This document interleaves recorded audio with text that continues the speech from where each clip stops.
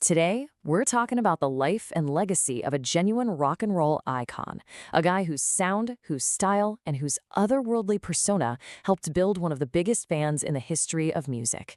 This is the story of Ace Frehley, the one and only Spaceman from Kiss.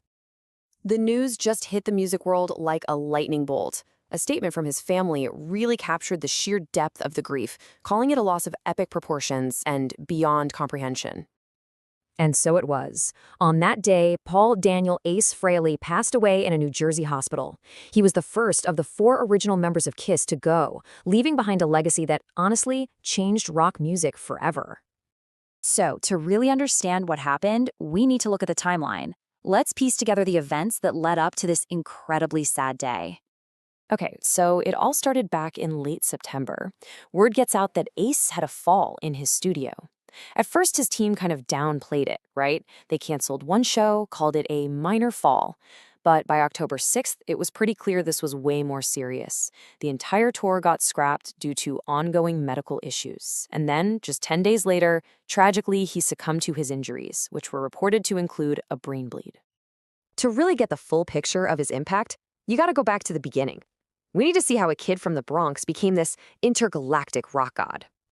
You know, he was born into a musical family, right in the Bronx, and Ace was just a total natural.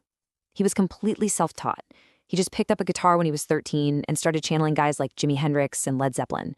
That raw, gut-level approach, that became the absolute foundation of his legendary sound. And then, of course, there was the persona. When Kiss decided every member needed a character, Frehley became the Spaceman, or Space Ace. And let's be real, this wasn't just some makeup. It was a whole identity that perfectly matched his electric, unpredictable, and totally out-of-this-world vibe on stage. So back in '73, he answers an ad in the paper looking for a guitarist, and boom, Kiss is born. But this was never, ever going to be just another rock band.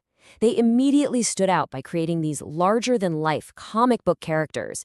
I mean, while other bands were just up there playing songs, Kiss was putting on a full-blown spectacle, a rock and roll circus with fire, explosions, and these four guys who looked like they literally landed from another planet. So what was the secret sauce? What made Ace so special? Well, it was this perfect storm of incredible sound and just mind-blowing showmanship. Ace himself was actually really proud of being unschooled. He never had a lesson, couldn't read a note of music, but his feel, his swagger, that melodic instinct, it was just undeniable. He was pure, raw talent. And you know what? He knew it. And the stuff he brought to the table was just immense. He wrote some of the band's all-time hardest rocking songs, like the absolute fan favorite Cold Gin. And come on, who could ever forget the spectacle? Ace's guitar solos weren't just something you heard, they were something you saw. He was the guy with the smoking guitar, filling the stage with smoke. He even had rockets shooting out of his guitar. It was pure rock theater. His star power was just off the charts. Get this, in 1978, all four guys in Kiss dropped solo albums on the exact same day. What a move, right?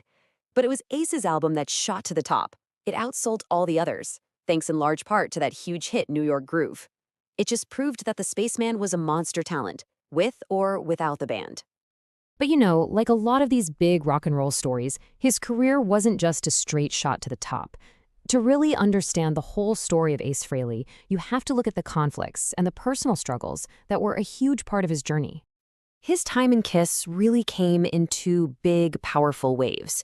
He was there for that rocket ship to the moon in the '70s, left the band in '82, then came back for that gigantic reunion tour in '96, before leaving for good in 2002.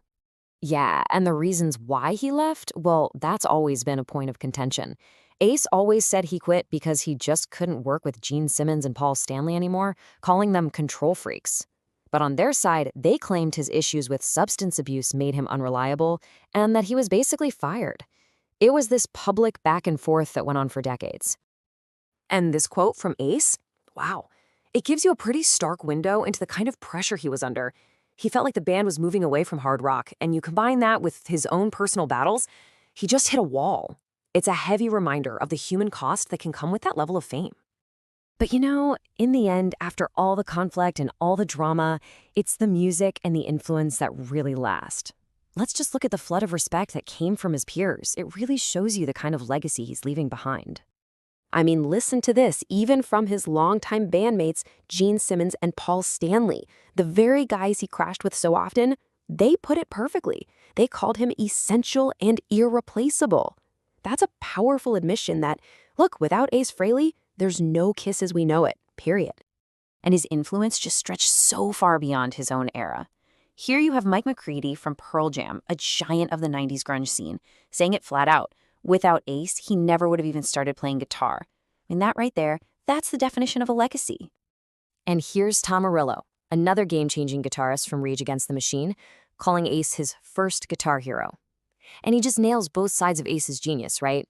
The timeless music and the unforgettable spectacle, the sound and the smoke. So how will rock and roll remember its original Spaceman? Well, I think as a self-taught kid from the Bronx who wasn't afraid to shoot for the stars. As a guitar hero whose swagger and sound made millions of kids want to pick up an instrument. And as a totally irreplaceable rock soldier whose smoking guitar and iconic solos are going to echo forever.